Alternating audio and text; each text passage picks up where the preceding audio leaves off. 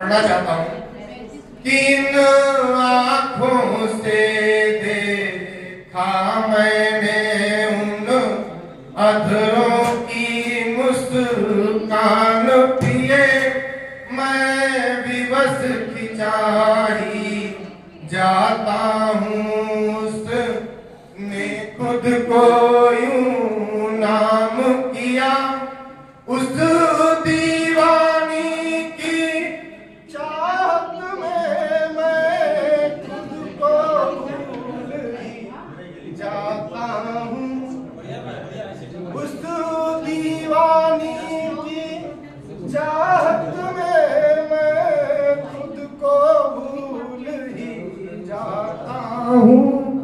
वो ऐसे गले लगाती है मरते मरते बच जाता हूँ, उन आँखों में मैं बसता हूँ, वो मेरे दिल की रानी है, हर रोज जवां जाती है, ऐसी अपनी प्रेम कहानी है।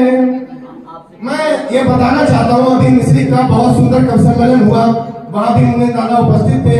वहां एक हमारे बहुत ही महनीय कवि, मतलब जिनको वहां पे कवि का हिमालय कहा गया, कवियों का हिमालय, हमारे हरिओम पवार दादा बैठे थे। उन्होंने एक संस्मरण सुनाया, मैं वो संस्मरण आपको सुनाना चाहता हूँ।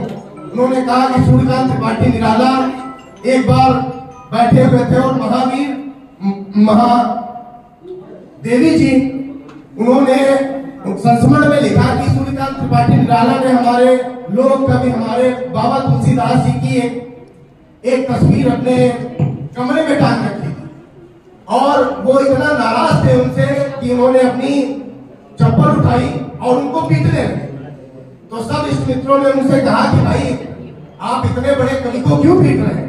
तो उन्होंने बताया कि मैं इसलिए इनको पीट रहा हूँ क्योंकि मैं जब भी कुछ अच्छा लिखने जाता हूँ तो मैं देखता हूँ कि वो सब पहले से लिख चुके, तो ये सारे भाव जो मैंने लिखे हैं ये पहले से लिखे जा चुके हैं, लेकिन ये लाइन्स हमारी हैं और मैं उन्हें सुनाना चाह रहा हूँ कि उसकी चंचलता छुपी छुपी यूं सादा रूप लुभाता है, जैसे राधा के प्रेम पास में श्याम खिंचा चला जाता है, श्याम खिंचा चला जाता है।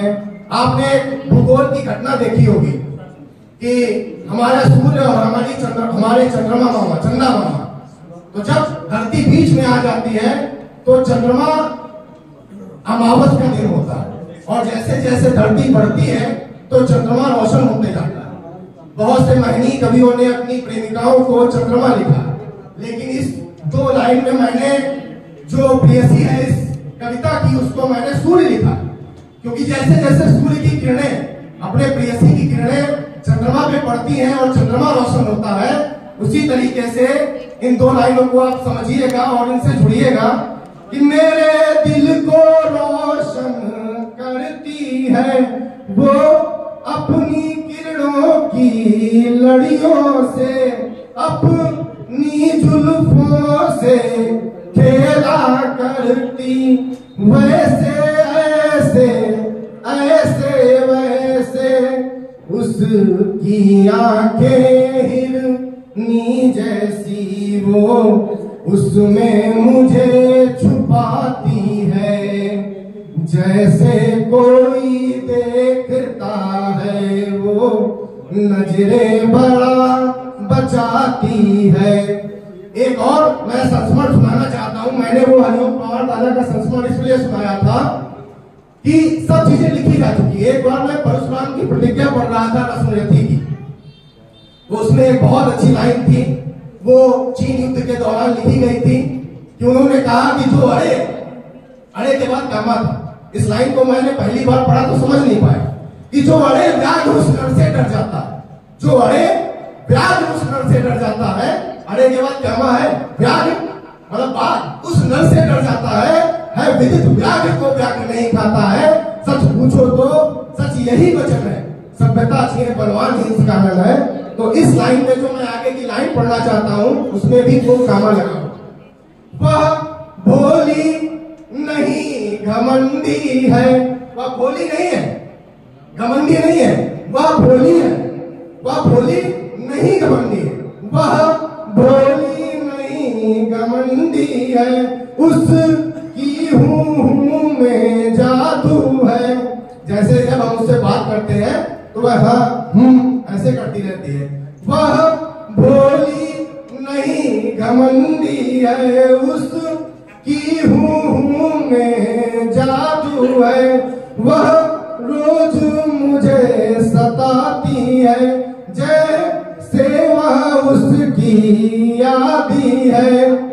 इस कविता का मैंने शीर्षक दिया था स्वप्न और हकीकत। इतना था स्वप्न, ये पूरा स्वप्न हो गया है, आदमी स्वप्न में चल रहा है, जो नायक है वो स्वप्न में है, और उसके बाद दो स्टैंजा आखिरी के हैं वो हकीकत है कि हर रोज यही सोचा करता, सारे सपने सच हो जाते तो मैं उनसे मिलने जाता तो वो देख मुझे मुस्काते हो, ये अकुलाहट सारी छूटे हर तड़पन को, वो चाहे जो मैं सांस रोक भी दूं अपनी कुछ खामोशी हो, चाहे जो। बहुत बहुत धन्यवाद।